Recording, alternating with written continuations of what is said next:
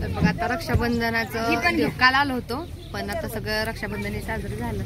तर आता आम्ही आज सगळेजण चाललोय. पुन्हा शर्ट राहिला वैभव,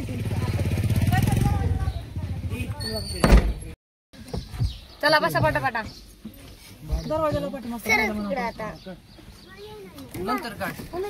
वैभव तिला द्यायचंय का, तू इथेच ठेवून घेतो या? 2 मिनिटं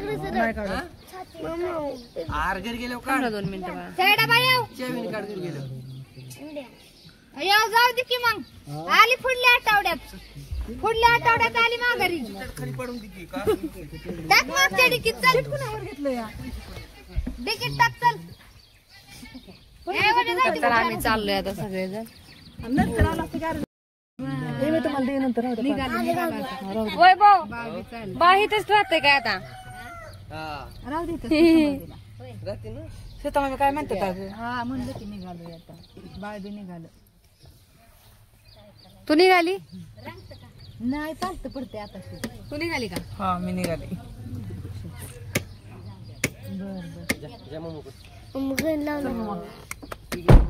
चलो. एक मुका घ्यायचा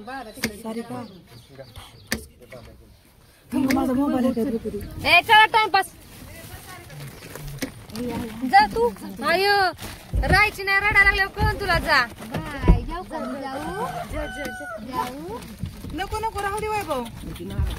अरे मी देते त्याला, राहू दे. मला वाटतं माझ्यापासून लावून द्या वैभव.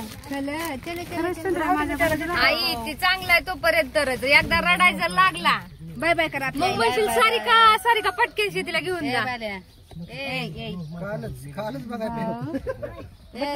बटर घ्या खायला. कुठे बटर? आभी बटर दे बाळाला. कोंबडा बघतोय ती, बघते काढते खाली ठेवले बा. कुठल्याला खाली बसला का? माग चिल्लर पार्टी भरली. नाही बाबा आली माघारी. थांब झाला पालीच्या लग्नाला. पोरांना घेऊन द्या. हा हा बाय बाय वैभव बाय. माझी बॅग कुठे आहे ग? पुढे पुढे त्यांची. नाही नाही आर्यन काच लावून घे, पाऊस येईल. तर चला आता आम्ही सगळेजण निघालेलो आहोत. आणि ह्या मॅडम कुठून जायच्यात? कुरकुम मधून दाजी याच्यात न्यायला का मळद मधून? बघू. येऊ फोन कर ना इथनच, पण करून तर ठेव फोन. जगाच्या पाया पडकी नाही होईल. लागून पाया पडा काय झालं तुम्हाला? सुटका देवाला जात नाही, पाया पडकी. अनुला रडावलंय बघा इथं मामाने. मुक्का दिला नाही तिला चेस्ट आणि तिचे अशी केस धरले तर तिला रडायला जायला लागलं. चला आता आम्ही सगळेजण चाललेलो आहोत. पिलू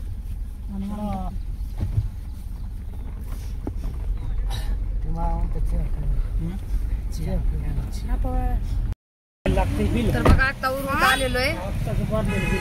बहिणीला तिथं मळद मध्ये दाजींनी येऊन नेली, पण त्याच्या काही व्हिडिओ शूट केलाच नाही. गाडीत बसले की माझं जरा जास्त डोकं दुखायला लागतं. रोज आपण गप झोपले होते. आणि मग त्याच्यानंतर नवरुईत आलो, माऊली हॉस्पिटलला गेलतो. अनुच्या थोडस पोट दुखत होतं म्हणून अनुला दवाखान्यात नेलं.